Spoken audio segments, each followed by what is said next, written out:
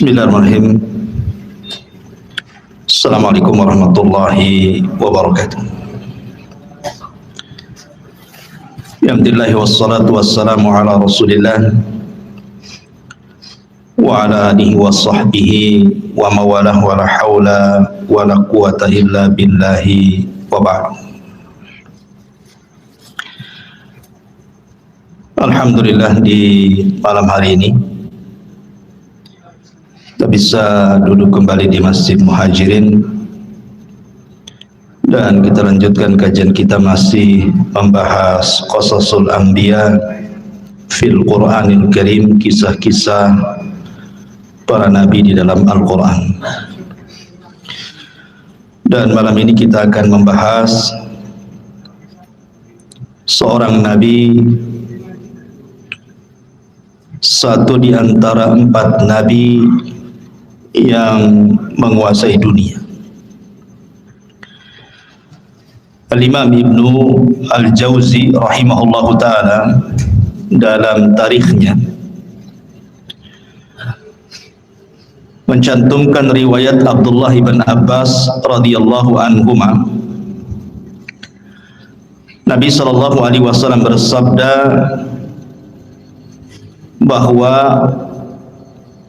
penguasa yang menguasai sebagian besar dunia adalah arba'atun, ada 4 orang. Mu'minani wa kafiran, 2 mukmin dan 2 kafir. Fal mu'minani, adapun yang 2 mukmin, Dzulqarnaini wa Sulaiman, Dzulqarnain dan juga Raja Sulaiman. Wal kafirani Namrud wa Bukhtun Nasr, dan yang kafir adalah Raja Namrud dan Bukhtun Nasr. Wa sayamlikuha khamisun min ahli baiti, dan yang kelimanya kelak yang akan menguasai dunia adalah dari keturunanku, kata Rasul. Siapa? Al-Imam Mahdi. Berarti dari sini ada 4 orang yang menguasai dunia. Pertama Dzulqarnain, yang kedua Sulaiman, yang ketiga Namrud, dan yang keempat Bukhtun Nasr, dan yang kelima belum terjadi karena terjadinya di akhir zaman. Al-Mahdi Muntadhar, yang banyak orang mengklaim dirinya sebagai Imam Mahdi. Yang terakhir seorang wanita di mana ya?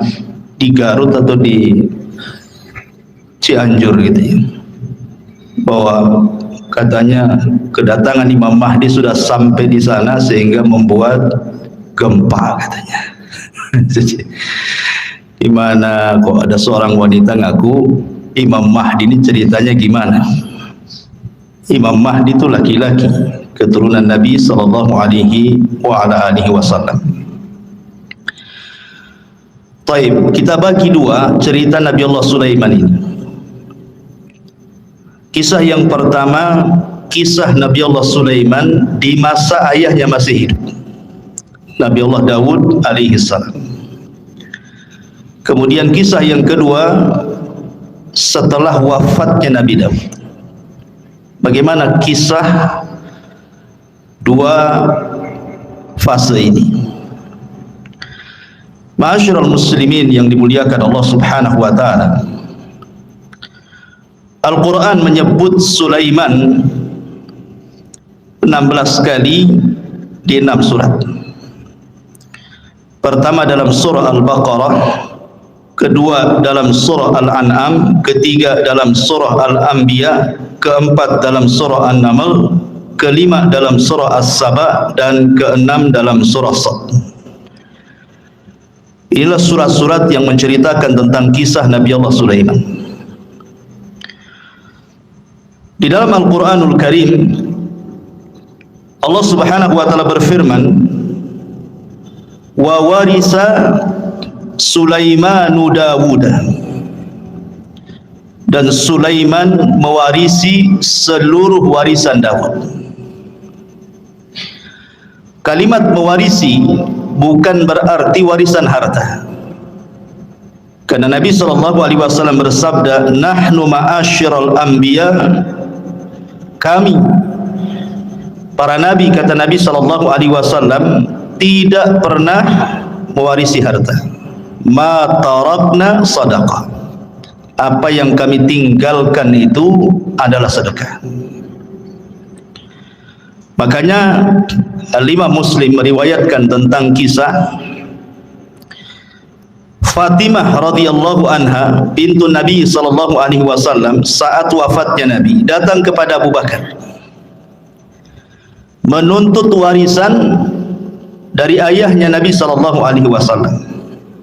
Tapi Abu Bakar menjelaskan tidak ada. Karena Nabi sallallahu alaihi wasallam pernah bersabda, "Ma tarakna sadaqah." Apapun yang kami tinggalkan dari harta itu semua sedekah.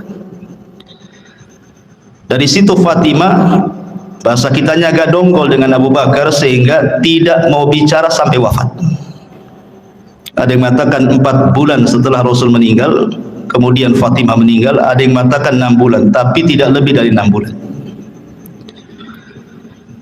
Lah ketika itu Ali radhiyallahu anhu belum berbaiat kepada Abu Bakar selaku khalifah. Kemudian setelah Fatimah meninggal dikuburkan, malam-malam dikuburkannya, Abu Bakar tidak dikasih tahu. Karena juga ada perasaan tidak senang Ali kepada Abu Bakar, bukan masalah kekhilafahan, tetapi masalah waris. Jadi Ali radhiyallahu an setelah itu mendatangi Abu Bakar, kemudian mengemukakan ketidaksukaannya. Kenapa dia menzalimi ahli bait, kok tidak dibagikan warisan Nabi?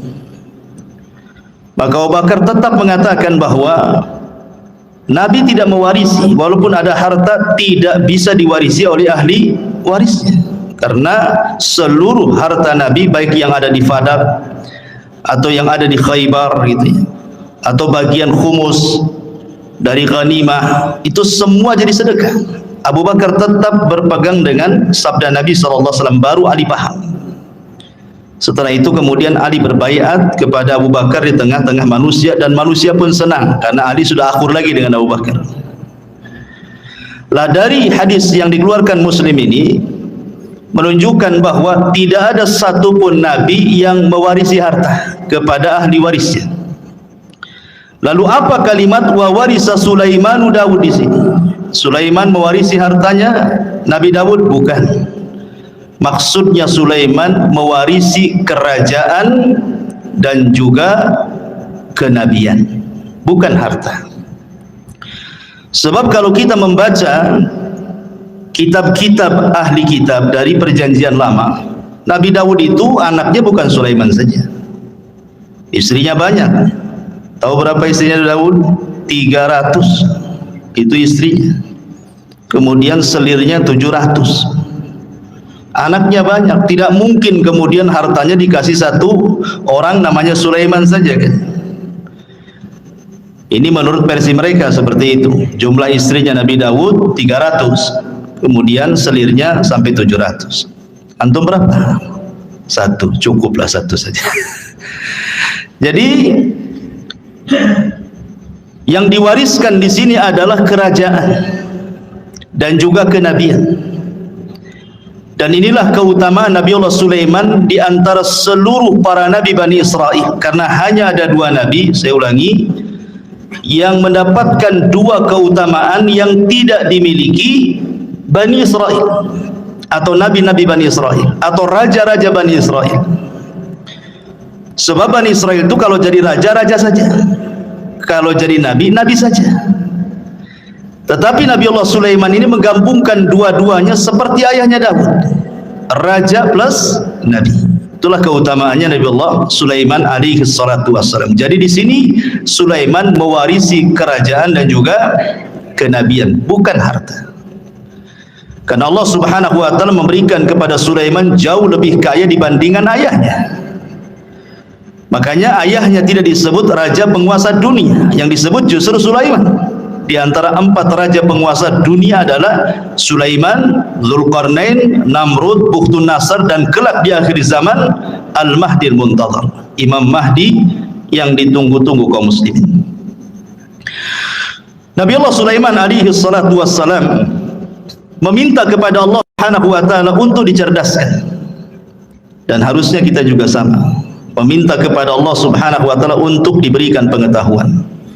Makanya Nabi SAW selalu berdoa, Rabbi zidni ilma, ya Allah tambahkan pengetahuan kepadaku. Itu Nabi yang jelas-jelas dapat wahyu saja masih minta ditambah ilmu, apalagi kita. Disebutkan dalam hadis Abdullah ibn Amr ibn As radhiyallahu an, ketika Sulaiman selesai membangun Masjidil Aqsa, ingat bukan membangun dari pondasi, karena Masjidil Aqsa juga sudah dibangun oleh Nabi Yakub sebelumnya. Jadi ketika Nabi Ibrahim dan juga Ismail membangun Masjidil Haram, maka Nabi Yakub membangun Masjidil Aqsa.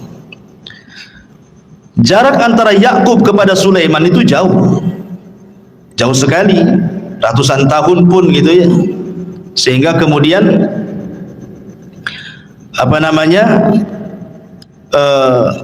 Nabi Allah Sulaiman alaihi salatu wassalam tidak sezaman dengan Nabi Yakub itu. Jadi Nabi Yakub itu Nabi Sulaiman itu bukan membangun dari dasar, tetapi Nabi Sulaiman alaihi salam hanya memperbaharui saja. Dia memperbaharui apa yang sudah ada, kemudian dibuat pondasi, di atas pondasi itulah yang disebut dengan Haikal Sulaiman, yang sekarang sedang dicari-cari oleh orang Yahudi. Haikal itu, bagi orang Yahudi yakin kalau seandainya Haikal itu maksudnya pondasi yang dibangun di atas pondasi Masjidil Aqsa sebelumnya itu didapati hari ini, maka mereka akan merobohkan Aqsa, kemudian akan membangun Masjidil Aqsa sesuai dengan Haikal Sulaiman menurut mereka. Kalau itu terjadi, katanya, itulah tanda kemenangan orang-orang Yahudi, karena di situ ketika mereka membangun Masjidil Aqsa sesuai dengan Haikal Sulaiman, maka mereka berkeyakinan akan muncul Matius mereka, penolong mereka. Menurut kita maksudnya adalah Dajjal, tapi Dajjal menurut orang-orang Yahudi itu bagi mereka Matius, penolong mereka. Makanya ketika Dajjal muncul di akhir zaman, apa yang terjadi? Diikuti oleh 70.000 Yahudi Asbahan. Jadi Dajjal itu ditunggu-tunggu oleh mereka gitu ya. Baik. Lah ketika selesai membangun Masjidil Aqsa, Nabi Sulaiman berdoa dengan 3 doa.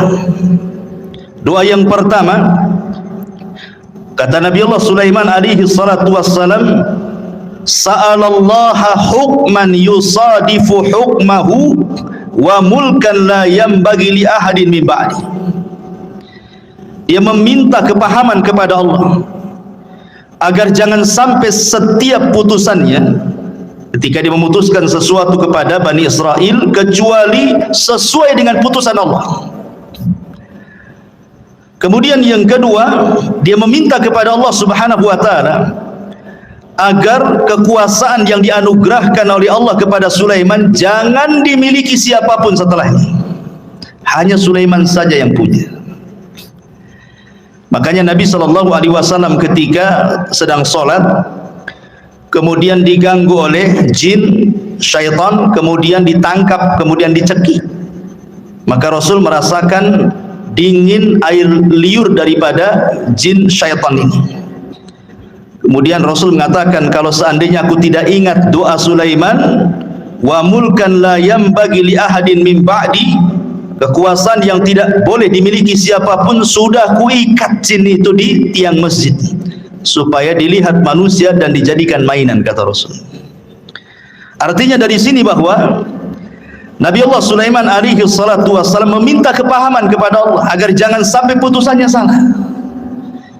Jangan sampai putusannya salah, kalau bisa sesuai dengan putusan Allah Subhanahu wa taala. Makanya Allah kabulkan keinginan Sulaiman. Allah berikan Sulaiman berbagai macam mukjizat yang luar biasa. Nanti kita jelaskan. Baik, kita akan cerita fase di mana Nabi Sulaiman masih bersama ayahnya Nabi Allah Daud alaihi salatu wassalam berdasarkan Al-Quran dan hadis-hadis yang sahih saja. Adapun kalau ada kisah-kisah Israiliyat itu hanya sekedar pelezat cerita saja, nggak perlu diyakini, nggak perlu didustakan, ya nggak perlu dibenarkan, ya sebagai pelengkap saja. Ma'asyiral muslimin yang dimuliakan Allah Subhanahu wa taala. Suatu ketika ada satu kisah dari dua wanita yang dua-duanya itu punya bayi. Dua wanita ini sedang mandi ceritanya.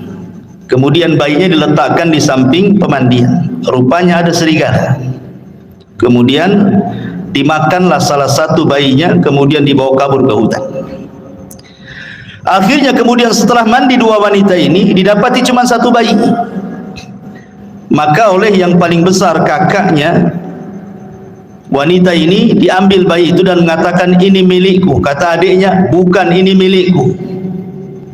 Akhirnya datanglah kepada Nabi Allah Daud alaihi salam, minta diputuskan ini bayi punya siapa, karena cuma satu masalahnya.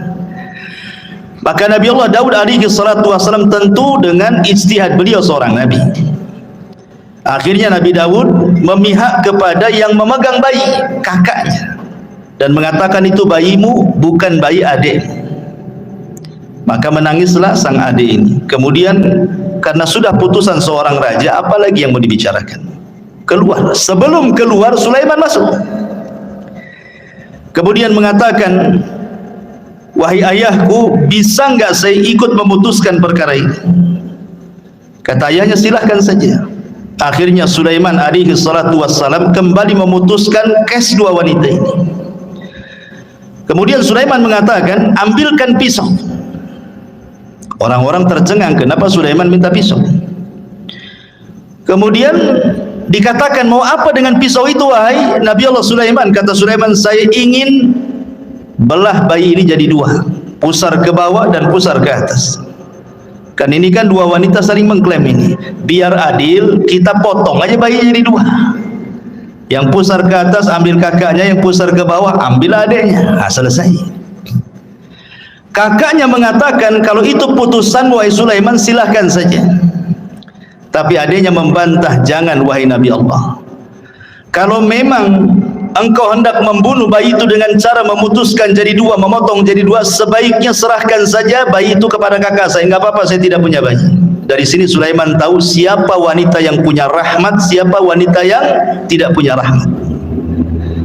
Kata Sulaiman, itu bayimu, bukan bayi kakakmu. Kenapa? Karena kakaknya tidak ada rahmat. Masa mau dipotong, silahkan saja. Sementara adiknya nggak mau, berarti menunjukkan bayi itu bayi adiknya. Karena biasanya seorang ibu ada keterikatan emosional dengan anaknya, kan? Maka Sulaiman mengatakan, ambil itu bayi. Dari sini Allah mengatakan, wa fahamna Sulaiman, kami berikan kepahaman kepada Sulaiman. Ini satu kisah.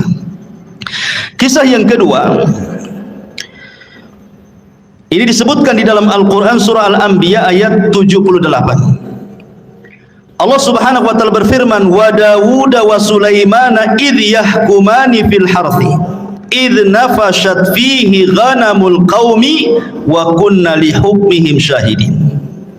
Dan ingatlah kisah Daud dan Sulaiman, kata Allah, ketika keduanya memberikan putusan mengenai ladang, karena ladang itu dirusak oleh kambing-kambing milik kaumnya, dan kami menyaksikan keputusan yang diberikan oleh mereka. Bagaimana kisahnya?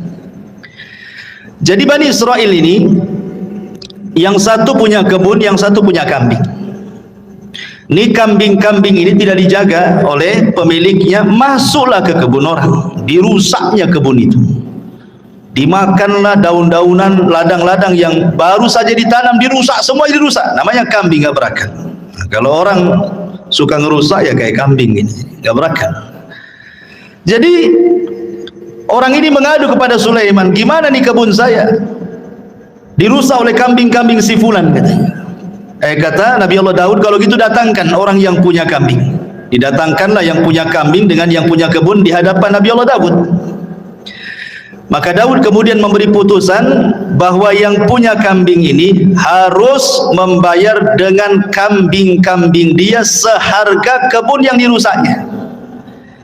Pamannya kambingnya 100, kalau seandainya 10 ekor cukup untuk membayar kerusakan itu, ya sudah, kasihkan 10 ekor. Itu putusan Nabi Daud. Maka ketika itu datang Nabi Allah Sulaiman dan juga meminta izin kepada ayahnya, boleh enggak ikut memberikan putusan? Kata ayahnya, silahkan. Maka Nabi Allah Sulaiman memutuskan dengan putusan yang berbeda dengan ayahnya. Apa kata Nabi Sulaiman? Sekarang kambing-kambingmu serahkan ke yang punya kebun. Dia berhak dengan kambing-kambingmu sebagai jaminannya, dan dia boleh mengambil air susunya. Sementara engkau yang punya kambing, kau perbaiki kebunnya sampai sesuai dari sebelumnya, sebelum dirusak. Jadi suruh Nabi Sulaiman tukar-tukaran di sini. Yang punya kebun pegang kambing, yang punya kambing pegang kebun, supaya kebunnya ditanami lagi sampai kesedia kala baru kambingnya diambil lagi sebagai jaminan. Maka di sini keputusan Sulaiman lebih adil dibandingkan keputusan Nabi Allah Daud. Ini dua kisah disebutkan dalam hadis yang sahih dan juga disebutkan di dalam ayat Al-Quran surah Al-Anbiya ayat 79. Taib. Ini diantara dua kisah semasa Nabi Sulaiman bersama Nabi Allah Daud. Kita masuk pada kisah kedua. Bagaimana kisah Nabi Allah Sulaiman alaihi salatu wassalam itu sendiri? Setelah wafatnya Nabi Allah Daud alaihi salatu wassalam, maka Sulaiman menjadi pewaris tahta dan juga pewaris kenabian sama dengan ayahnya. Dan Nabi Allah Sulaiman alaihi salatu wassalam diberikan banyak mukjizat sebagaimana doanya dia. Minta diberikan kerajaan yang tidak diberikan kepada orang setelahnya. Makanya banyak kemudian kehebatan dan kecerdasan Sulaiman yang tidak dimiliki banyak nabi. Di antara mukjizatnya adalah Nabi Allah Sulaiman alaihi salatu wassalam ya tadi diberikan kerajaan dan juga kenabian, dan itu tidak ada di zaman Bani Israel kecuali dia dan ayahnya saja. Tetapi ma'asyiral muslimin yang dimuliakan, kalau memang Nabi Allah Sulaiman diberikan kekayaan yang banyak, bagaimana dengan Nabi kita? Kita bandingkan dengan Nabi SAW. Kita tidak hendak membanding-bandingkan Rasul dengan Sulaiman atau Sulaiman dengan Rasul, tidak. Tetapi kalau ada orang bertanya, berarti kalau begitu Nabi Sulaiman lebih hebat dong dibandingkan Nabi kita. Kan mesti ada yang ngomong begitu nanti kan. Maka kita jawab sebagaimana yang dijelaskan oleh Imam Ibnu Katsir di dalam kitabnya Bidayah wan Nihayah, bahwa Nabi SAW berdasarkan hadis Aisyah dan juga Ibnu Abbas radhiyallahu anhuma, sebelum wafatnya Nabi SAW pernah ditawarkan Allah kunuzul ardi, pembendaharaan bumi oleh Allah. Kalau engkau mau wahai Muhammad, aku berikan pembendaharaan bumi untukmu. Tapi Nabi SAW tidak mau. Bahkan saat wafatnya datang malaikat, kan Jibril datang menawarkan tentang kunuzul ardi, kau tetap diberikan hidup yang panjang kemudian bumi diserahkan kepadamu, ataukah engkau memilih untuk kembali kepada Rafiqil A'la di sisi Allah Subhanahu wa taala. Rasul enggan memilih dunia, tapi Rasul memilih meninggal karena ingin berjumpa dengan kawan-kawannya di mana? Di Rafiqil A'la. Artinya kalau seandainya Rasul meminta untuk hidup, tentu Rasul pun sama akan diberikan kekayaan yang pernah Allah anugerahkan kepada Sulaiman. Itu maknanya. Ini yang pertama. Kemudian yang kedua, Nabi Allah Sulaiman diberikan mukjizat muhadatsatu ma la yantiq. Nabi Sulaiman itu mampu berbicara dengan makhluk-makhluk Allah yang tidak bisa bicara. Ya, umpamanya dengan batu, dengan pohon dan yang semacamnya. Itu Sulaiman paham dengan bahasa-bahasa mereka. Maka ini pun sama juga dengan Nabi SAW. Bahkan Nabi SAW pernah mengatakan, inni la a'rifu hajaran kana yusallimu alayya bi Makkah qabla an ab'atha inni la a'rifuhu al-an. Apa kata Rasul? Sebelum Rasul SAW diangkat jadi Nabi, Rasul itu pernah kemudian lewat di sebuah tempat di Mekah, rupanya ada yang mengucapkan salam Assalamualaikum ya Muhammad. Tapi Rasul melihat ke samping, tak ada pula orang. Ya, hanya ada bebatuan dan pepohonan saja kan. Akhirnya kemudian setelah Rasul diangkat jadi Nabi baru paham bahwa yang mengucapkan salam itu adalah batu dan pepohonan. Dan Rasul mengatakan, aku sekarang tahu di mana hajar ataupun batu yang ketika aku belum diutus jadi Nabi dia mengucapkan salam kepadaku. Artinya Nabi SAW pun diberikan oleh Allah Subhanahu Wa Taala mukjizat gitu ya, bahwa batu-batu kemudian pohon-pohon juga bertasbih dan mengucapkan salam kepada Nabi Sallallahu Alaihi Wasallam. Bahkan diriwayatkan dari Abi Sufyan dan dia Talha ibn Nafi' dari Anas bin Malik radhiyallahu an, jaa Jibril ila Nabi sallallahu alaihi wasallam dzata yaumin wa huwa jalisun hazinun qad hadaba bid-dima' min darbati ba'di ahli Makkah. Jadi suatu ketika Rasul dipukuli ahli Makkah sampai berdarah. Jibril datang untuk menghibur Nabi sallallahu alaihi wasallam. Itulah bagaimana Nabi sallallahu alaihi wasallam luar biasa dalam berdakwah. Di permulaan dakwah sampai dipukuli oleh orang Mekah sampai berdarah juga. Maka Jibril mengatakan, atuhibbu an urika ayah. Jadi Jibril ingin menenangkan kesedihan Rasul. Maukah aku tunjukkan kepadamu kuasa Allah? Maka Rasul mengatakan, na'am, tentu. Fanadhara ila syajaratin min wara'il wadi. Maka kemudian Jibril menatap satu pohon di balik lembah. Faqala, maka Jibril katakan, ud'u tilka syajarata fada'ah. Kau panggil saja pohon itu, maka pohon itu akan tercabut dari akarnya dan akar berjalan dan akan menghadap kamu, katanya. Kemudian Nabi SAW memanggil betul-betul pohon itu, betul-betul pohon itu tercabut dari akarnya, berjalan menghadap Rasul mengucapkan salam. Kemudian kata Jibril, murha, perintahkan dia untuk kembali. Maka Rasul pun memerintahkan dia untuk kembali. Kata Rasul, hasbi, cukup, katanya. Artinya kalau Nabi SAW mau, semua pohon bisa diperintahkan, ya kan? Kalau mau, umpamanya kalau Nabi SAW mau, bisa saja pohon-pohon itu diperintahkan Nabi SAW. Dan ini mujizat Rasul. Dan sanadnya riwayat ini ala syarti Muslim, berdasarkan syarat Imam Muslim. Kemudian yang ketiga di antara mukjizat Nabi Allah Sulaiman adalah taskhirur riyah, sakharahallahu li Sulaiman. Jadi Sulaiman mampu menundukkan angin. Tentu ada sebabnya kenapa Nabi Allah Sulaiman mampu menundukkan angin, ikhwan. Jadi suatu sore Nabi Sulaiman itu, dan itu disebutkan di dalam Al-Qur'anul Karim ketika kita bicara tentang kuda Sulaiman. Jadi Sulaiman itu suka dengan kuda perang. Jadi sore hari itu Sulaiman saking senangnya dengan kuda-kuda itu, karena kan Sulaiman ahlul jihad. Tentu di zaman itu tidak ada kendaraan untuk perang melebihi kuda. Kalau di zaman sekarang ya ada pesawat, ada tank, macam-macam kan itu ya. Kalau zaman dulu ya kuda saja. Itu binatang yang paling hebat di dalam berperang. Makanya Allah bersumpah dalam Al-Quran, wal adiyati ghabha, demi kuda-kuda perang yang mengeluarkan suara terengah-engah. Dan Rasul mengatakan bahwa di ubun-ubun kuda perang itu ada barokah sampai kiamat. Dan Rasul mengatakan 3 olahraga yang disunnahkan: berenang, kemudian memanah, kemudian berkuda. Memang kuda itu ada keistimewaan. Dan di akhir zaman nanti perangnya kaum muslimin melawan orang-orang Nasrani itu dengan kuda, karena teknologi sudah tidak ada. Artinya kuda ini berkahnya sampai kiamat. Maka Sulaiman suka dengan kuda. Jadi suatu sore dia memandang kudanya, mengelus-ngelus kudanya gitu ya.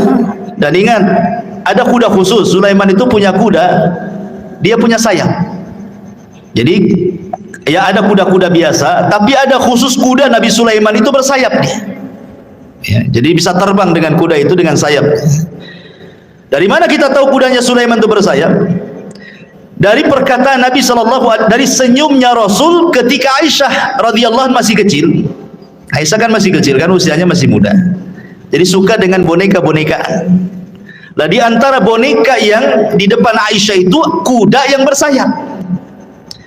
Jadi Rasul mengatakan, itu kok kuda bersayap, kata Nabi. Masa ada kuda bersayap? Kata Aisyah radhiyallahu mengatakan, bukankah kau tahu bahwa kudanya Sulaiman juga bersayap? Katanya Aisyah. Fadhahikan Nabi SAW. Maka Rasul tersenyum. Ya. Dan Rasul tidak membantah, kan, hanya senyum saja kepada Aisyah radhiyallahu anha. Dari sini sebagian ulama beristidlal bahwa ada kuda-kuda Sulaiman itu yang bersayap. Walaupun ada yang membantah bahwa Aisyah ini hanya menukilkan cerita-ceritanya orang-orang Quraisy, dan Rasul juga tersenyum, ya, tidak mengatakan mengiyahkan dan juga tidak mentidakkan. Jadi ada juga yang membantah tidak ada, ya kuda-kuda tidak bersayap. Tapi ada juga yang mengatakan kuda Sulaiman itu ada yang bersayap, gitu ya. Jadi saking asiknya dia memandang kuda Sulaiman itu, lupa dia sampai matahari terbenam. Harusnya dia melaksanakan dua rakaat salat, karena salat itu sudah ada sejak zaman dulu. Lihat Zakaria, wa huwa yusalli fil mihrab, dia sedang salat di mihrab, menunjukkan para nabi salat, ya. Jadi sampai terbenam matahari lupa salat dia, setelah terbenam baru ingat salat. Menyesal Sulaiman.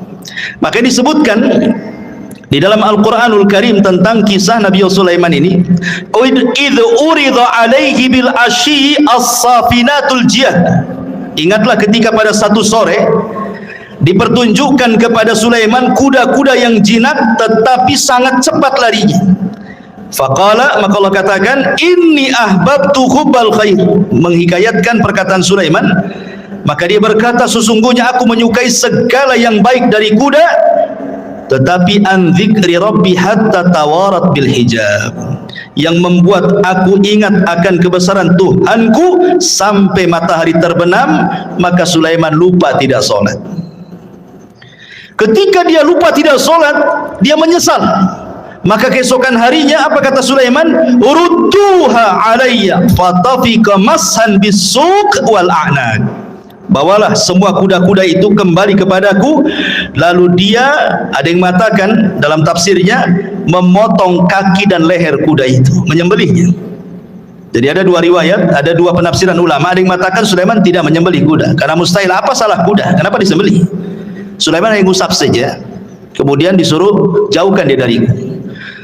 Tapi Allahu a'lam, pendapat yang masyhur dari kalangan ahli tafsir, Sulaiman betul-betul menyembelih kuda itu kemudian disedekahkan. Ikhwan, kuda Nabi Allah Sulaiman menurut keterangan Bani Israel itu, Israiliyat, itu bukan satu dua kuda, ya, ribuan kuda disembelih dan disedekahkan kepada Bani Israel, fuqara Bani Israel. Lah setelah kemudian Nabi Allah Sulaiman menyembelih kuda-kuda itu karena terlalaikan dari salat, maka kaidah dalam Islam apa? Man taraka syai'an lillahi awadallahu khairan minhu. Siapa yang meninggalkan sesuatu karena Allah, Allah ganti dengan yang lebih baik. Ketika Sulaiman meninggalkan kuda-kuda itu karena Allah, karena melalaikan dia dari salat, Allah ganti yang lebih baik. Apa itu? Allah tundukkan angin.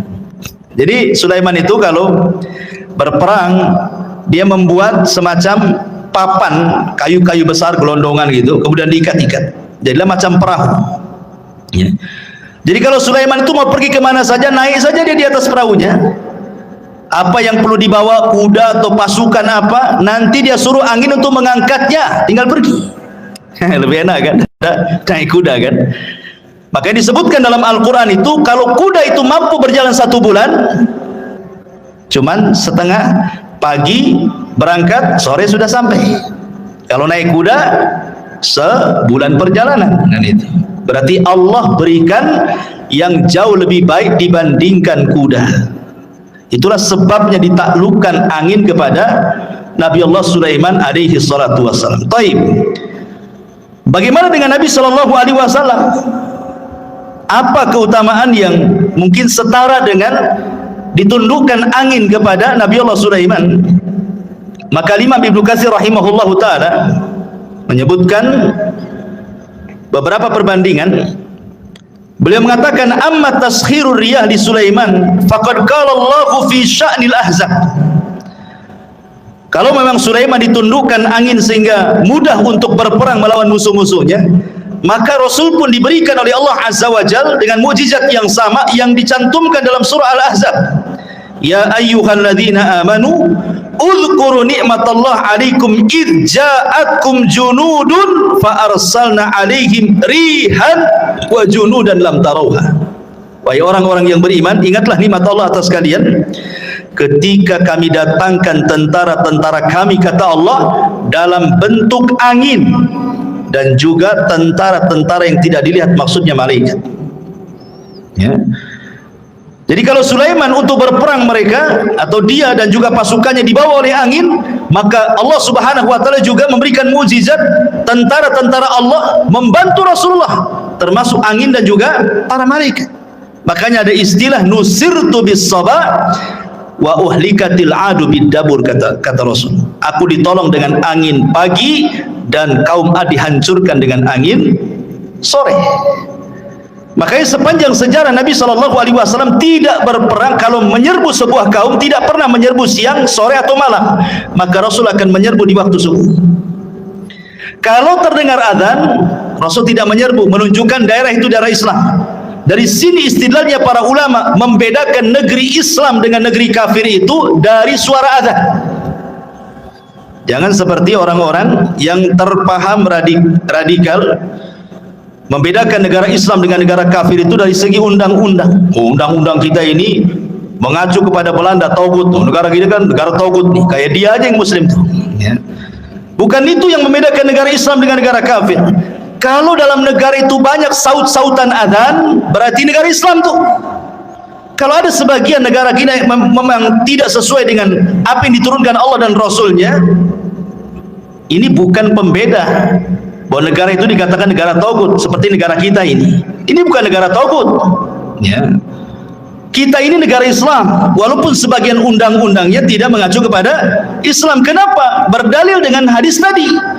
Kalau Nabi SAW mendengar suara azan, Rasul tidak menyerah, Rasul pulang. Tapi kalau Rasul tidak mendengar suara azan, berarti negeri kafir itu diserang sama Nabi. Berarti kalau masih dengar suara azan bersaut-saut, apalagi negeri kita luar biasa, bukan dari masjid saja, musola bersera, sampai ringtone handphone pun suara azan, apalagi gitu ya. Ma'asyiral muslimin yang dimuliakan Allah Azza wa Jalla, kembali. Jadi Nabi SAW juga dikuasakan angin oleh Allah sehingga menghancurkan perang Ahzab itu, perang luar biasa, ikhwan. Bayangkan Nabi dikepung, namanya Ahzab. Ahzab itu kelompok-kelompok. Siapa kelompok-kelompok ini? Orang kafir Quraisy bergabung dengan orang-orang Yahudi, bergabung dengan orang-orang suku-suku Arab yang benci dengan Nabi, bergabung dengan orang munafik dari dalam lagi. Kalau bukan karena Allah, kalah Nabi itu. Tapi Allah utus angin, kemudian menghempas tenda-tenda, menakutkan kuda-kuda mereka sehingga pada kabur semuanya, sehingga habis perbekalan mereka, kendaraan mereka enggak ada, pulang tunggang langgang, menang dalam perang Ahzab. Ya. Baik, kemudian juga dalam perang Badar 314 melawan 1000 lebih tentara. Rasul pun tidak punya pengalaman perang. Sahabat yang dibawa pun bukan sahabat pilihan, karena dalam perang Badar itu tidak ada tuntutan sahabat ikut, karena memang tujuannya bukan perang, tujuannya mau mengambil hartanya Abi Sufyan yang dari Syam menuju ke Mekah. Untuk apa? Sebagai pengambil hak. Dulu mereka hijrah ke Madinah, hartanya diambil orang Quraisy. Sekarang orang Quraisy lagi dagang tuh, maka dagangannya mau diambil sebagai ganti apa yang sudah mereka ambil. Rupanya Abu Sufyan cerdas pula, ngirim dom-dom supaya memberitahu Abu Jahal bahwa dia akan diserang. Abu Jahal menyiapkan pasukan 1000. Rupanya terjadi perang Badar. Jadi perang Badar ini perang yang tak terduga masalahnya. Tetapi sampai Nabi ketakutan, takut kalah. Maka di malam harinya diistighotsah di samping Abu Bakar dan mengatakan, Allahumma intahlik hadhil isabah falan tu'bad abada. Ya Allah, kalau kau hancurkan kelompok yang sedikit ini, nggak ada lagi yang menyembah kamu di permukaan bumi, gitu. Allah menangkan 314 melawan 1000. Allah menangkan. Siapa yang Allah menangkan? Kaum muslimin. Dengan apa? Diutusnya oleh Allah 5.000 malaikat. 5.000 malaikat diutus. Kalau Sulaiman menggunakan tentara jin, tetapi Rasulullah SAW diutus oleh Allah bi 5.000 minal malaika. 5.000 malaikat turun dipimpin Jibril menggunakan kuda namanya Kaidum. Kudanya Jibril itu namanya Kaidum. Kaidum, Haizum. Haizum namanya. Ya, siapa kuda Jibril? Haizum. kaidum haizum, ya, sambil memacu kudanya. Sebentar saja kalah orang musyrik itu. Ya. Taib, masyarul muslimin yang dimuliakan Allah Azza wa Jalla. Ini mukjizat Nabi Sulaiman. Kemudian mukjizat Nabi Sulaiman yang lain, taskhirul jin. Bisa menundukkan jin. Dan itu disebutkan di dalam Al-Qur'anul Karim, wa minal jinni man ya'malu baina yadayhi bi'idni rabbi wa man yazig minhum an amrina nudhikhu min adzabis sa'ir ya'maluna lahu ma yasha' min mahariba wa tamathila wa jifanil kal jawab wa qudurir rasiyat. Dan sebagian jin yang bekerja di hadapan Sulaiman, di bawah kekuasaan Sulaiman dengan izin Allah, dan siapa yang menyimpang di antara mereka kalangan jin dari perintah kami, kami rasakan kepada mereka azab neraka yang apinya menyala-nyala. Maka para jin bekerja untuk Sulaiman sesuai dengan apa yang dikehendakinya, di antaranya membuat gedung-gedung tinggi, patung-patung, piring-piring besar seperti kolam dan periuk-periuk yang tetap berada di tungkunya. Jadi membuat periuk besar, kuali yang tidak bisa diangkat kecuali jin, saking besarnya kuali itu untuk masak, ya. Bahkan sebagian mereka dirantai jin-jin itu, karena ada jin-jin itu yang mereka tidak nurut, makanya perlu dirantai dan diawasi. Ya, kalau punya proyek Sulaiman itu membuat gedung-gedung besar, maka Sulaiman akan duduk mulai dari terbit sampai terbenam matahari. Bagaimana jin itu bekerja? Sehina itulah jin di mata Sulaiman. Ya, karena itu mukjizatnya Sulaiman bisa menundukkan jin. Baik. Masyarul muslimin yang dimuliakan Allah Azza wa Jalla, maka Nabi SAW pun sebenarnya kalau tidak teringat dengan doa Sulaiman, tentu dia pun bisa menundukkan jin, kan itu. Kan tadi sudah saya ceritakan, Rasul ketika sholat diganggu oleh syaitan, ada yang mengatakan iblis, langsung iblis yang mengganggu. Kemudian dicekik oleh Nabi. Kemudian dia meniatkan untuk mengikat di tiang masjid. Kemudian Rasul teringat dengan doa Sulaiman. Wa mulkan la yanbaghi li ahadin min ba'di. Bahwa tidak boleh ada orang yang punya kekuasaan sepeninggalku. Ketika Rasul ingat ini, Rasul melepasnya. Ya. Artinya bahwa Nabi SAW juga bisa menundukkan atas izin Allah Subhanahu wa Ta'ala kalau Rasul mau, kan gitu. Tapi Rasul teringat doanya Nabi Sulaiman, makanya Rasul kemudian melepaskan. Jadi ini juga di antara mukjizat Nabi SAW. Lebih-lebih kalau di bulan Ramadan, apa yang terjadi? Sufidati syayatin. Ya, Nabi SAW diberikan kabar gembira oleh Allah Subhanahu wa Ta'ala, idza ja'akum Ramadan futihat abwabul jannah wa ghuliqat abwabun niran wa sufidati syayatin. Pintu surga dibuka, pintu neraka ditutup, setan-setan diikat semua. Ditundukkan oleh Allah Subhanahu wa Ta'ala untuk nabinya apabila datang bulan Ramadan. Ya. Kemudian juga di antara mukjizat Nabi Allah Sulaiman adalah fahmu lughatil hayawan. Sulaiman paham dengan bahasa binatang. Contoh ketika Nabi Sulaiman ini menyiapkan pasukan besar untuk menyerang, kemudian lewat ke sebuah lembah. Di lembah itu ada pasukan semut. Tiba-tiba kemudian salah satu semut atau pimpinan semut mengatakan, ya ayyatuhan namlu dukhulu masakinakum la yakhtimannakum Sulaiman wa junuduh wa hum la yash'urun. Hei pasukan semut, kata pimpinan, segera kalian masuk ke rumah-rumah kalian. Sebentar lagi Sulaiman dan pasukannya mau datang. Jangan sampai menginjak kalian kemudian mati dan mereka tidak sadar. Lihat husnudzonnya semut kepada Sulaiman dengan kalimat tidak sadar. Artinya kalau kalian terinjak itu bukan karena kesalahan mereka, karena mereka tidak sadar menginjak kalian, gitu maksudnya. Itulah husnudzonnya binatang. Binatang aja bisa husnudzon sama orang. Kita ini suudzon saja sama orang gitu. Enggak ada husnudzonnya aja. Ini juga kemudian Sulaiman mendengar dari kejauhan. Dia paham bahasa semut. Apa yang terjadi? Ketika Sulaiman mendengar pimpinan semut ngomong begitu, fatabassama dhahikan min qauliha. Sulaiman tersenyum, habis itu tertawa lebar karena paham dengan ucapannya. Kemudian Sulaiman karena diberikan anugerah seperti itu, dia bersyukur. Apa doanya? Rabbi auzi'ni an ashkura ni'mataka allati an'amta alai wa ala walidai wa an a'mala salihan tardah wa adkhilni bi rahmatika fi ibadika salihin. Ya Rabb, anugerahkan kepadaku agar aku tetap bersyukur akan nikmat-Mu. Diberikan anugerah mampu memahami bahasa hewan, gitu ya. Yang telah Engkau berikan nikmat kepadaku dan nikmat kepada kedua orang tuaku, dan aku agar aku bisa beramal saleh supaya Engkau redha dan Engkau masukkan aku dengan rahmat-Mu termasuk hamba-hamba-Mu yang saleh. Subhanallah. Manusia sekaya Sulaiman, manusia sehebat Sulaiman, manusia yang kekuasaannya sampai separuh dunia, masih mengatakan, saya bersyukur akan nikmat-Mu kepadaku. Ini pelajaran bagi orang-orang kaya, ya.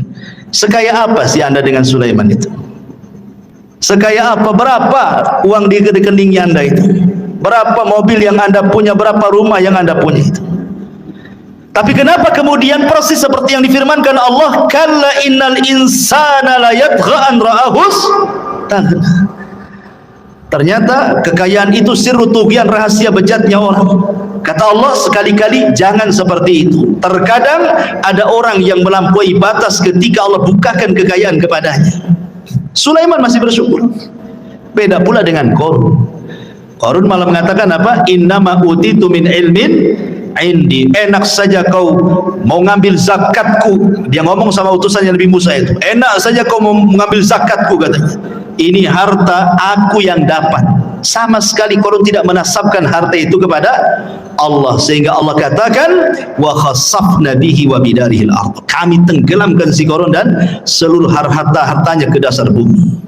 Jadilah kalau sekarang nemu harta dikit-dikit harta Qarun, harta Qarun, nemu dompet aja harta Qarun, semua harta Qarun, ya.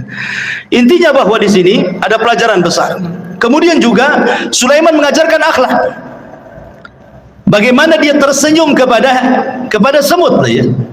Dan senyum itu bagian daripada akhlak yang sangat murah tetapi besar nilainya, besar pengaruhnya, ikhwan. Apalah susahnya senyum coba? Senyum itu tidak susah, tapi pengaruhnya besar.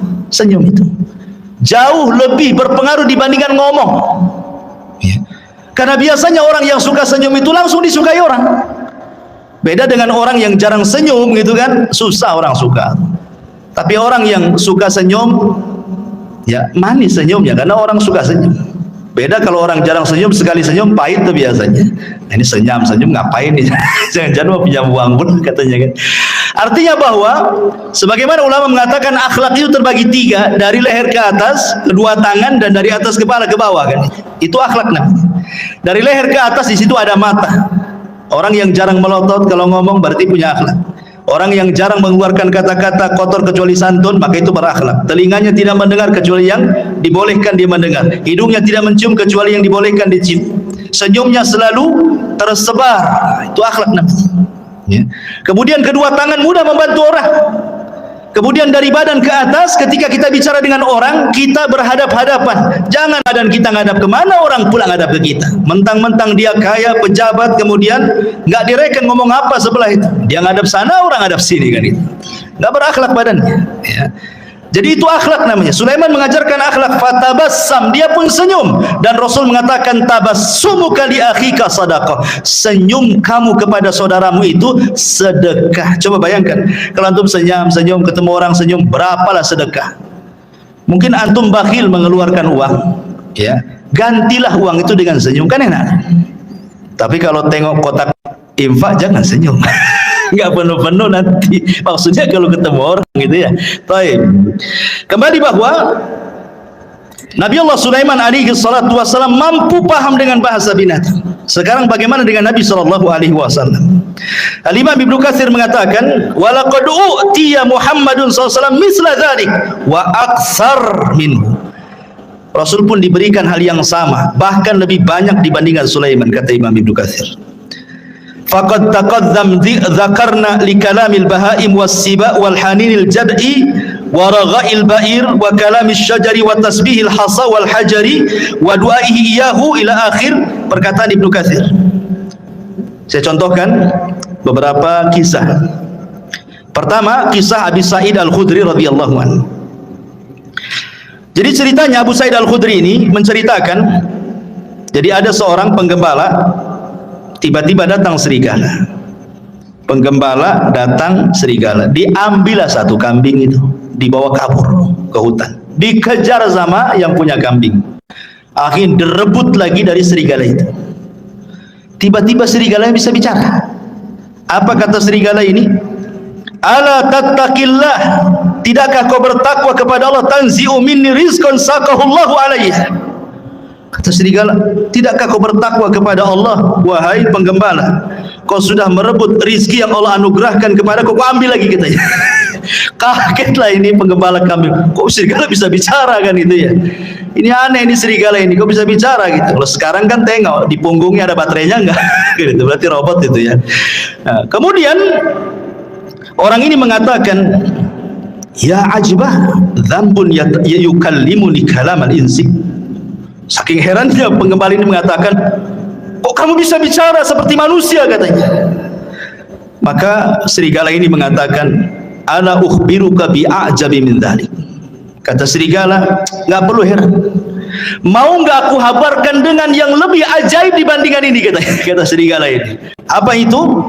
Kata serigala ini, Muhammadun sallallahu alaihi wasallam bi Yathrib yukhbirun nas bi amba'i ma qad sabaq. Kamu tahu orang namanya Muhammad yang ada di Yathrib, kata serigala itu.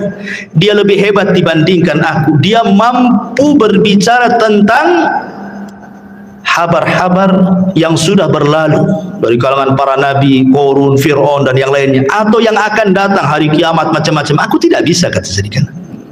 Akhirnya kemudian seorang ra'il ghanam ini akhirnya datang menemui Nabi, masuk Islam. Kemudian dia menceritakan tentang serigala yang bicara itu ke hadapan Nabi SAW. Maka kata Rasul, sadaq, serigala itu benar, katanya. Walladzi nafsi Muhammadin biyadihi la taqumus sa'ah hatta yukallimus siba'al insa. Tidak akan tegak kiamat, kata Rasul, sampai ada binatang yang bicara dengan manusia. Itulah kamu, katanya. Kan itu ya. Jadi sanadnya adalah syarti sahih, dan hadis ini disahihkan oleh Imam Al-Baihaqi. Ya, lihat serigala ini mengakui apa? Kehebatan Nabi, ya, dan dia bisa bicara, ya. Kemudian juga diriwayatkan dari Safinah Maula Rasul. Rasul itu punya pembantu namanya Safinah. Pembantu Rasul banyak, salah satunya Safinah namanya. Jadi Safinah ini suatu ketika dia sedang safar, naik perahu. Qadar Allah, perahunya dihempas ombak, akhirnya hancur perahunya, berantakan. Tetapi Allah takdirkan dia selamat dengan satu kayu yang sisanya itu dia ngambang sampai dibawa ke entah berantah. Tiba-tiba dia nyasar di sebuah pulau. Ketika terbangun, tiba-tiba ada singa di hadapannya. Fawajada fihal asad, ada singa di hadapannya. Faqala lahu. Maka si Safinah ini ketakutan dengan singa itu. Singa, dia pun lagi lelah, baru saja terdampar, nggak punya tenaga, mau lari gimana? Sementara singa sudah di hadapannya. Berteriaklah Safinah ini, apa teriakannya? Dia mengatakan, ini, kata Safinah ini, sesungguhnya aku adalah sahabat Nabi sallallahu alaihi wasallam. Ini Safinah maula Rasulillah. Aku Safinah pembantu Rasulullah, aku sahabat Rasul, kata. Tiba-tiba menjinaklah singa ini. Kemudian fadharaba mankibi, tiba-tiba kakinya singa menepuk bahunya dia, seolah-olah ngajak pergi. Maka akhirnya ketika melihat jinak, maka hilanglah ketakutan Safinah, akhirnya mengikuti singa ini kemana arahnya. Rupanya singa ini kemudian mengarahkan ke jalan pulang. Sebelum pulang, katanya Safinah menceritakan, seolah-olah dia melambai-lambai yuwaddiuni, seolah-olah ingin berpisah, ya, selamat pergi gitu kan. Subhanallah. Kemudian hal ini disampaikan kepada Nabi sallallahu alaihi wasallam. Ya, binatang disebut saya pembantu Nabi, langsung jinak. Luar biasa. Kan nggak menghadap Nabi. Nabinya di mana? Safinah hanya beritahu, saya ini pembantu Nabi. Tadinya singa yang garam jadi lunak gitu. Tapi antum jangan praktekkan. Masuk ke kandang singa, saya umat Nabi, apa nggak diterkam? Ya. Jadi ini menunjukkan ikhwatul fillah, muliakan Allah Azza wa Jalla, Bagaimana singa itu tunduk dengan hanya ucapan saya adalah khadimun Nabi. Luar biasa, ya. Ini juga disebutkan Imam Ibnu Katsir dalam kitabnya Al-Bidayah wa Nihayah. Kemudian juga disebutkan dari Abdurrahman ibn Abdullah ibn Mas'ud, dari bapaknya, dia mengatakan kunna ma'a Rasulillah SAW fi safarin famararna bi syajaratin fiha farha hamratan fa akhadnahuma. Kata Abdurrahman ibn Abdullah ibn Mas'ud, dari bapaknya, dia berkata kami pernah safar bersama Rasul dalam peperangan. Tiba-tiba kami ini melihat ada burung cantik di atas pohon, cantik sekali. Kemudian naiklah salah seorang kami, diambilnya telurnya itu, diambil telur burung itu. Tiba-tiba fa'aja'at al-hamrah ila Rasulillah sallallahu alaihi wasallam, maka induknya datang burung ini, kemudian menghadap Nabi sallallahu alaihi wasallam seolah-olah dia menceritakan bahwa ada kehilangan telurnya ini. Maka Nabi SAW langsung membariskan pasukan dan mengatakan man faja'a hadza bi farhaiha, siapa yang menyakiti anak burung ini, katanya. Kok Rasul tahu gitu ya? Ya, Rasul kan tidak tahu. Yang ngasih tahu apa? Burung. Melapor kepada Nabi sallallahu alaihi wasallam. Maka Rasul mengatakan rudduhuma, balikan anaknya. Kemudian dalam riwayat rudduhu rahmatan biha, kembalikan. Kalian harus punya kasih sayang. Ya. Sahabat mengembalikan. Artinya bahwa kalau Nabi SAW juga diberikan oleh Allah Subhanahu wa Ta'ala mujizat yang sama, paham dengan bahasa binatang, sampai Imam Ahmad meriwayatkan dari musnadnya kisah tentang Anas bin Malik radhiyallahu anhu, bahwa suatu ketika Anas bin Malik radhiyallahu anhu masuk bersama Rasul di haid min haidil Ansar, di ganggang kota Ansar, kota Madinah, ya. Apa yang terjadi? Kata Anas bin Malik radhiyallahu anhu, tiba-tiba datang seekor ghanamun fasajadat lahu. Tiba-tiba lari seekor kambing, sujud pula di hadapan Nabi. Ya. Sahabat nengok, ada kambing sujud di hadapan Nabi, gitu. Maka faqala Abu Bakar mengatakan, Rasul, kalau kambing yang tidak berakal ini sujud, harusnya kami yang sujud, katanya. Tapi Rasulullah mengatakan, la yambagi an yasjuda ahadun li ahadin walau kana yambagi li ahadin an yasjuda li ahadin la amartul mar'an tasjuda li zawjiha. Tidak boleh. Kalau Allah perintahkan aku untuk merintahkan kalian sujud di antara kalian, maka yang pertama kali aku peruntukkan sujud bukan kalian kepadaku, tapi seorang istri sujud kepada suaminya, karena besarnya haknya. Tetapi aku tidak diperintahkan untuk itu. Ada yang mengatakan hadisnya lemah, tetapi ada yang sahih yang dikeluarkan Musnad Imam Ahmad juga tentang kisah unta yang mengejar Rasul. Tiba-tiba Rasul sedang naik keledai bersama Jabir, disusul sama unta itu. Setelah untanya di depan, tiba-tiba ia buruk sujud di hadapan Rasul. Kemudian Rasul turun, dilihatnya unta itu nangis, diusap air matanya. Kemudian Rasul entah berbincang-bincang apa dengan unta, sahabat tidak tahu. Tiba-tiba Rasul berdiri, berteriak, man sahib hadal jamal, siapa pemilik unta ini? Tiba-tiba ja'a fatan minal ansar, datang anak muda dari Ansar, ana ya Rasul, saya Rasul. Maka Rasul marah dan mengatakan, afala tattaqillah fi hadhil bahimati allati malakakallahu iyyak. Tidakkah kau bertakwa kepada Allah? Allah sudah kuasakan unta kepadamu. Kenapa engkau tidak merawatnya? Innaka tuji'uhu wa tut'ibu. Kau hanya membuat unta sakit dan engkau membuat unta lapar. Kau hanya bisa mempekerjakan saja, tidak bisa mensejahterakan. Rasul paham juga dengan bahasa unta. Ya, ini mukjizat. Artinya kalau Sulaiman juga paham dengan bahasa semut dan binatang-binatang yang Rasul pun sama, bahkan lebih, kata Ibnu Katsir, dibandingkan Nabi Allah Sulaiman alaihi salatu wassalam. Kemudian juga yang lainnya di antara Sulaiman isalatun nuhas, mampu mencairkan tembaga persis seperti bapaknya. Kan bapaknya itu kan bisa membuat baju besi kan, tanpa harus dibakar, dikasih pandu besi. Nah, Sulaiman juga seolah-olah tangannya panas, besi tinggal dikual-kual bila baju besi.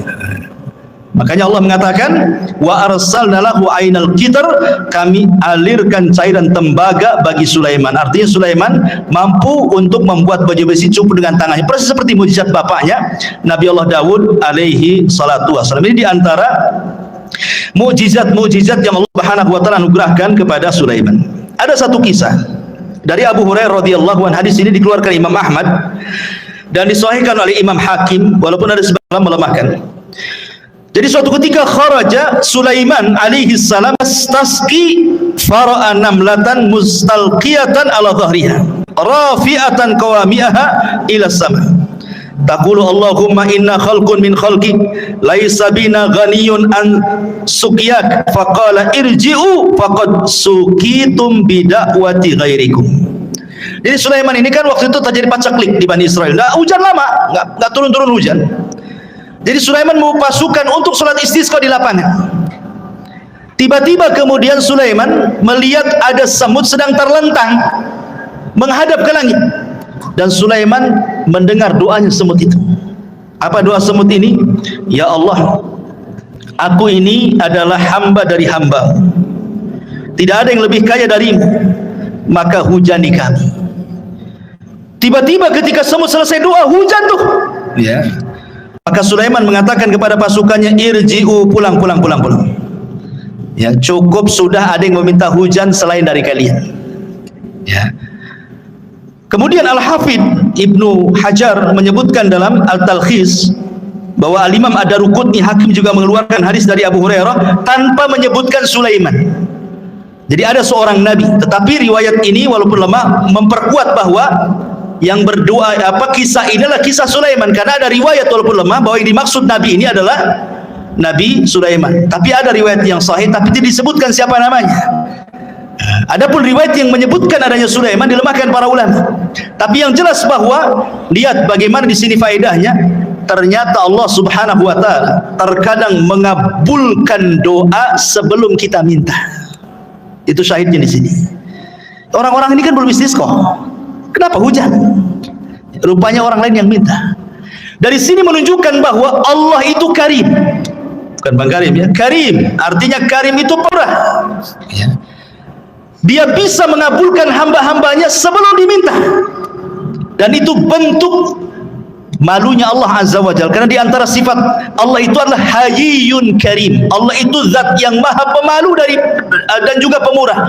Lah bentuk pemalunya Allah Subhanahu wa taala adalah Allah pantang apabila ada seorang hamba mengangkat kedua tangannya kemudian dibiarkan kosong tidak diberi. Allah pantang itu. Idza rafa'a 'abdun yadayhi ila sama faqala ya rabbi an yaruddahuma sifra, kata Rasul. Kalau ada seorang hamba mengangkat begini kemudian mengatakan ya Rabb, kemudian tidak diberi, oh tidak, pasti diberi orang itu. Atau terkadang belum dia berdoa sudah dikabulkan. Belum dia berdoa sudah dikabulkan. Subhanallah. Ya. Taib. Kemudian kisah Nabi Allah Sulaiman alaihi salatu wasalam bersama burung hudhud. Ini menariknya karena disebutkan di dalam surah An-Naml. Ma'asyiral muslimin yang dimuliakan Allah Azza wa Jalla. Jadi suatu ketika Nabi Sulaiman ini sedang mempersiapkan pasukan besar. Bayangkan pasukan Sulaiman ini jin, manusia, binatang, kemudian di atasnya burung terbang. Jadi nggak pernah terkena sengatan matahari. Sulaiman itu senantiasa dinaungi oleh burung-burung. Jadi kemana saja, mau di padang pasir, mau di mana, nggak kepanasan kan? Karena burung di atasnya masalahnya kan itu. Jadi suatu ketika mempersiapkan barisan itu, hudhud pula tak ada di situ. Mana hudhud? Dan burung hudhud itu adalah muhandis Sulaiman. Disebutkan dalam sejarah Israiliyat bahwa dia itu muhandis, seorang insinyur. Jadi hudhud yang diceritai ini seorang insinyur. Jadi terkadang di Sulaiman ini kalau mau berangkat ke sebuah tempat, maka yang mengekar dari atas langit itu burung hudhud. Entah di depan ada jurang, entah di depan ada air, ada sungai, ada laut, nanti dikasih tahu tuh. Ya, karena Sulaiman tidak tahu yang gaib, ya kan? Jadi besar sekali memang jasanya hudhud itu kan. Makanya ketika tidak ada, Sulaiman marah. Kemana hudhud ini? Awas saja, kata Sulaiman, ngancam Sulaiman. Kalau dia datang dan tidak membawa alasan, la u'adzibannahu adzaban syadidan aw la adzbahannahu aw la ya'tiyani bisultanin mubin, katanya. Kalau dia datang tidak bawa alasan, ku siksa dengan siksa yang berat, atau ku sembelih dia, atau ku maafkan kalau bawa alasan, katanya. Ternyata famakatha ghaira ba'id. Ternyata hudhud sudah datang. Dari mana coba hudhud itu? Rupanya hudhud dari Yaman. Sulaiman di mana? Di Palestina. Sebegitu cepatnya itu terbangnya hudhud itu. Satu di Palestina, satu di Yaman. Cemana terbangnya itu? Menunjukkan hudhud ini diberikan kemampuan oleh Allah kan gitu. Kemudian melapor, aku punya alasan kenapa aku tidak ada, kata Hudhud. Apa kata Hudhud? Dia mengatakan, inni wajadtu faqala ahattu bima lam tuhit bihi wajituka bi min saba'in binaba'in yakin inni wajadtu imra'atan tamlikuhum wa utiyat min kulli syai'in wa laha arsyun azim. Wahai Sulaiman, wahai rajaku, tunggu dulu ya. Aku punya pengetahuan yang kau tidak punya. Ini menunjukkan Sulaiman tidak tahu yang gaib. Kalau dia tahu yang gaib, tentu tidak akan ancam-ancam Hudhud. Ya. Jadi Nabi itu tidak tahu yang gaib. Hatta Sulaiman yang banyak mujizatnya sekalipun tidak tahu yang gaib. Buktinya Hudhud mengatakan, aku punya ilmu yang kau tidak punya, katanya. Dan di sini menunjukkan tawadhu'nya seorang Sulaiman, raja besar, penguasa dunia, masih mendengarkan alasan. Enggak diktator dia. Kalau diktator main cincang aja lah kan gitu ya. Didengerin tawadhu Sulaiman. Kalau punya alasan ngomong bahasa kita ya kan. Dia mengatakan begini, wahai Sulaiman, aku baru terbang ke Yaman. Aku temui di Yaman ada kerajaan besar. Rupanya yang memimpin seorang ratu, katanya. Itu kerajaan luar biasa, katanya. Memuji kerajaan itu. Masalahnya, kata Hudhud, mereka ini wajadtuha wa qaumaha yasjuduna lisyamsi min dunillah wa zayyana lahumus syaitanu a'malahum fasaddahum anis sabil fahum la yahtadun. Tapi sayang, wahai Nabi Allah, dia dan kaumnya menyembah matahari, bukan Allah yang disembah. Dan setan sudah menyesatkan mereka, menghalangi jalan Allah, dan mereka tidak dapat petunjuk, katanya. Subhanallah. Hudhud membawa risalah apa? Risalah tauhid, menunjukkan bahwa semua hewan tidak suka kesyirikan. Kalau anda tahu, semua hewan tidak suka kesyirikan. Orang yang melakukan kesyirikan itu dibenci hewan. Lihat Hudhud di sini. Dia menyampaikan soal kesyirikannya kerajaan Ratu Balqis itu. Ya, jadi kalau ada orang yang melakukan kesyirikan, bukan kita ahli tauhid saja yang tidak suka, burung pun tidak suka. Ini Hudhud itu tidak suka dengan orang yang nyembah selain Allah ini. Kemudian diceritakan alasannya, setan sudah menghiasi mereka sehingga mereka tersedia Allah. Dari sini menunjukkan bahwa kesesatan apapun, kata Hudhud, pasti sutradaranya setan. Kalau ada orang nyimpang, orang sesat gitu ya, berarti dalangnya setan tuh di belakang itu. Hudhud ngasih tahu tuh sama kita. Ya. Akhirnya kemudian Sulaiman ya nggak begitu percaya saja. Namanya habar itu bisa ya bisa tidak kan gitu. Makanya Sulaiman akhirnya gini saja. Kita lihat as-sadaqta am kunta minal kadhibin. Kita lihat beritamu, apakah engkau termasuk orang dusta ataukah benar beritamu itu. Jangan asal cerita saja, bawa bukti, katanya. Nih aku akan tulis surat. Bawa surat itu ke ratu yang ada di sana. Akhirnya ditulis. Lah tulisannya salah satunya apa? Bismillahirrahmanirrahim. Jadi pertama yang menulis Bismillahirrahmanirrahim itu Nabi Sulaiman. Sebelum Nabi kita, Nabi Sulaiman sudah menulis Bismillahirrahmanirrahim min Sulaiman, dari Sulaiman. Itu sejarah awal Bismillah itu. Ketika Ratu Balqis sedang duduk-duduk, datang si Hudhud itu ngasih surat. Dibaca surat itu, kagetnya bukan kepala. Ya. Habis itu kemudian dia kumpulkan tuh pembesar-pembesarnya Ratu Balqis ini. Kemudian Ratu Balqis mengatakan, qalat ayyuhal mala inni ulqiya ilayya kitabun karim. Telah sampai kepadaku surat yang karim. Lihat, Ratu Balqis menghargai surat itu. Dia tahu karena isi surat itu dari seorang nabi. Ya. Kemudian Ratu Balqis mengatakan, ya ayyuhal mala aftuni fi amri ma kuntu qati'ata amran hatta tashhadun. Sekarang bagaimana pendapat kalian? Ini raja maunya kita masuk Islam, kalau tidak dia serbu kita, katanya.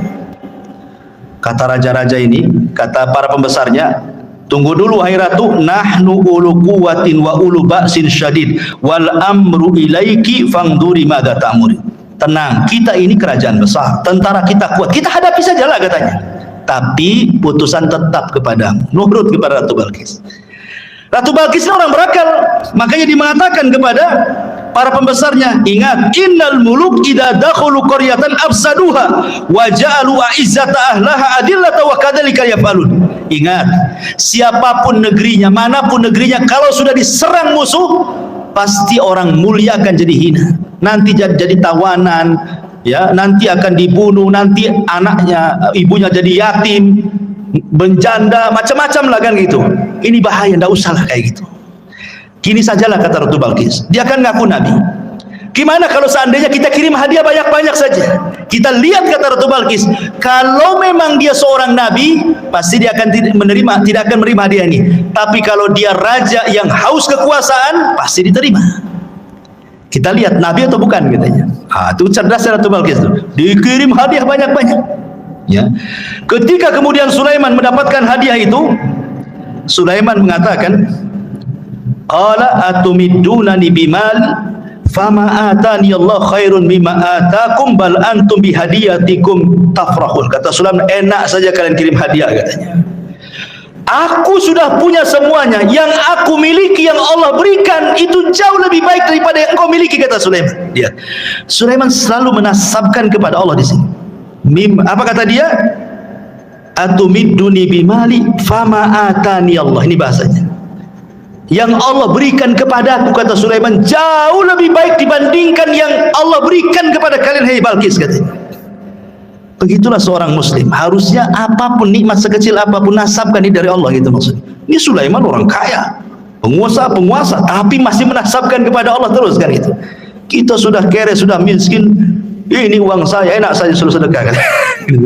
Masyaallah muslimin yang dimuliakan Allah Azza wa Jalla. Akhirnya kemudian Ratu Balqis sedikit ngeper juga, ternyata seorang nabi, karena Sulaiman sudah tahu siapa dia kan itu ya.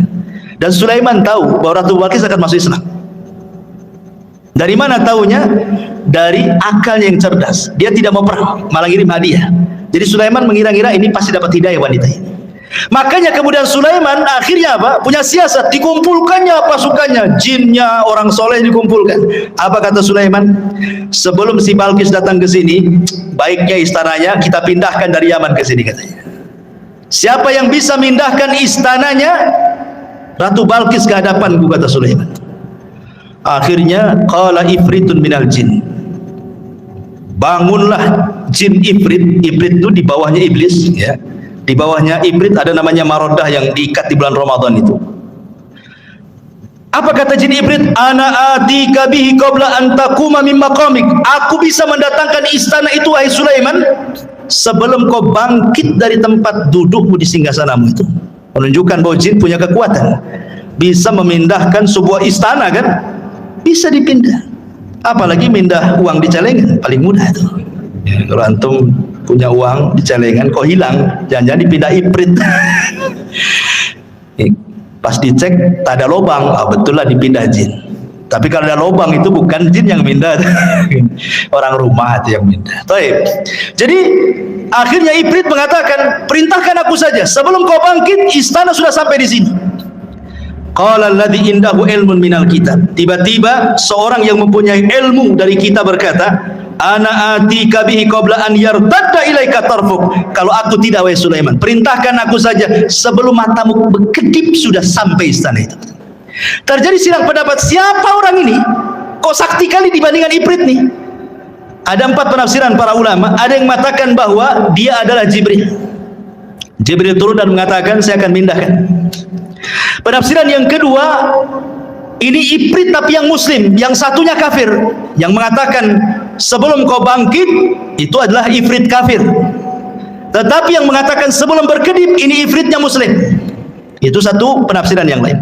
Penafsiran yang ketiga, Sulaiman sendiri yang ngomong begitu. Aku bisa memindahkan sekejap sebelum aku berkedip sudah sampai.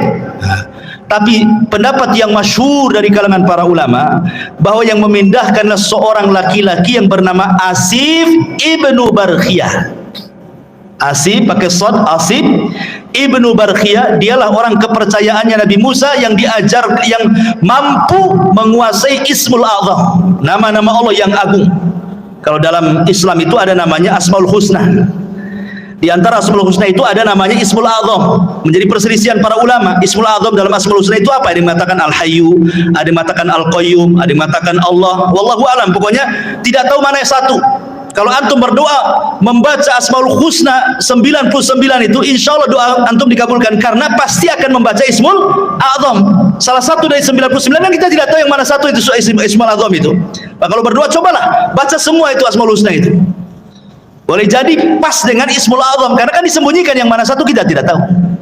Lah Asy bin Barqiyah ini menguasai Ismul Azam. Makanya kemudian dia berdoa kepada Allah sebelum berkedip istananya sudah sampai. Seorang-orangnya juga keangkut di istana itu. Bayangkan. Ratu Balkis datang ke hadapan Sulaiman. Kata Sulaiman, sebelum Balkis masuk ke istana, kita robah dikit katanya. Masih kenal nggak dengan istana gitu? Apa yang dirobah?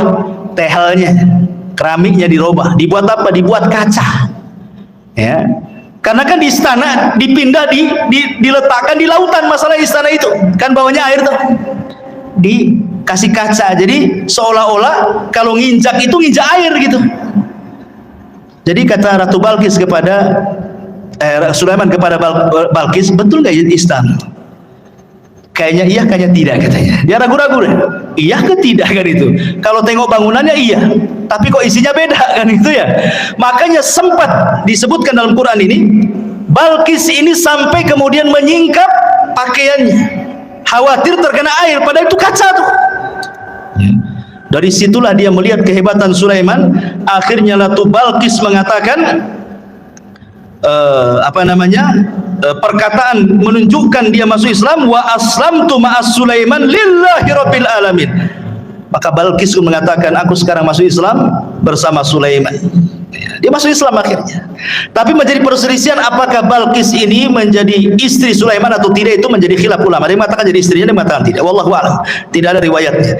Karena Sulaiman ini juga istrinya banyak. Ada dalam sebuah hadis yang sahih. Jadi suatu malam Sulaiman itu diberikan kekuatan mampu menggauli istrinya. Istrinya 100 ikhwan. Ada yang mengatakan yang 60 istri sahnya, yang 40 selirnya. Ya. Jadi semuanya 100. Kata Sulaiman, malam ini bernazar ingin menggauli semua istrinya dalam satu malam. 100 wanita digauli satu malam. Kalau nggak punya kekuatan, tengkleng lantum tuh. Ini kan khusus para nabi. Nabi itu diberikan kekuatan oleh Allah. Sulaiman diberikan kekuatan itu. Kemudian Sulaiman bernazar, aku ingin gauli dalam satu malam ini semua istri-istriku, dan aku berdoa kepada Allah setiap istriku mengandung punya anak dan kujadikan semuanya tentara di jalan Allah untuk berperang. Itu Sulaiman. Itu nadarnya. Rupanya Sulaiman lupa membaca insya Allah. Harusnya dia mengatakan insya Allah. Karena masyiah itu tetap milik Allah. Kalau kita berkehendak, Allah tidak mungkin terjadi. Allah berkehendak, kita tidak, pasti terjadi. Itu semua kaidah seperti itu. Harusnya Sulaiman mengucapkan insya Allah. Maka malam itu digilir semua istri-istrinya. Rupanya tidak ada yang mengandung kecuali satu. Ketika melahirkan, separuh manusia, separuh bukan. Tidak punya kaki. Untung kakinya ke atas. Ya, nggak punya kaki. Ya. Itulah makanya kenapa walaupun dia seorang nabi, tetap masyiah itu milik Allah. Kehendak itu milik Allah. Makanya penting mengucapkan insya Allah. Apapun, mengucapkan insya Allah. Mau datang besok, insya Allah. Datanglah insya Allah. Tolonglah datang insya Allah. Oh, kayaknya orang sekarang kalau bilang insya Allah ragu-ragu tuh. Padahal insya Allah itu maksudnya mengaitkan kejadian kepada Allah, karena Allah yang berkehendak. Walaupun kita sudah yakin besok akan datang, yang namanya kehendak milik Allah ternyata ketabrak, ternyata ada masalah, ternyata macet, kan nggak jadi juga kan gitu ya. Makanya setiap apapun gantungkan kepada Allah Subhanahu wa taala. Untuk terakhir karena waktu juga. Jadi sebelum wafatnya Nabiullah Sulaiman alaihi salatu wassalam, ada satu kisah juga yang menarik di sini. Tentang kisah seorang petani. Ya, belum saya ceritakan. Jadi suatu ketika ada seorang petani, dia berangan-angan ingin mendapatkan kekuasaan seperti yang dimiliki oleh Sulaiman. Akhirnya kemudian angin itu tiba-tiba kemudian memberitahu Sulaiman bahwa ada orang yang berangan-angan ingin seperti dia. Angin yang menceritakan kepada Sulaiman. Maka Sulaiman pun datang, kemudian menemui petani itu dan mengatakan, wahai petani, janganlah kau berangan-angan sesuatu yang kau tidak mampu. Jangan. Ya, dan di sini juga ada bahwa berdoa itu sesuai dengan kemampuan. Jangan berdoa kepada Allah meminta sesuatu yang mustahil antum dapat. Walaupun kita tahu bahwa bagi Allah tidak ada yang mustahil, tapi kan kita melihat kenyataan. Ya, umpamanya antum ini hanya kerja ya gaji mungkin pas-pasan, serabutan, tukang bangunan ke ojek online atau apa gitu kan. Berdoa, ya Allah, jadikan aku presiden, umpamanya kan. Buatkan aku istana besar. Ya mustahil juga. Bagi Allah tidak mustahil, tapi kan kita tahu kemampuan kan. Ya, seperti orang ini kan meminta kepada Allah supaya diberikan seperti yang diberikan kepada Sulaiman kan. Maka Sulaiman mengatakan, janganlah meminta sesuatu kecuali yang engkau mampu. Kata Sulaiman, demi Allah, tasbihnya engkau satu kali, la tasbihatun wahidatun, kata Sulaiman, khairun minad dunya wa ma fiha. Kau cukup bertasbih, subhanallah, itu lebih baik dibandingkan dunia dan isinya, kata Sulaiman. Subhanallah ya, keistimewaan tasbih ya, subhanallah. Baik, jadi sebelum wafatnya Sulaiman tadi saya sudah jelaskan, Sulaiman membangun Masjidil Aqsa. Kemudian berdoa kepada Allah Subhanahu wa taala dengan 3 doa.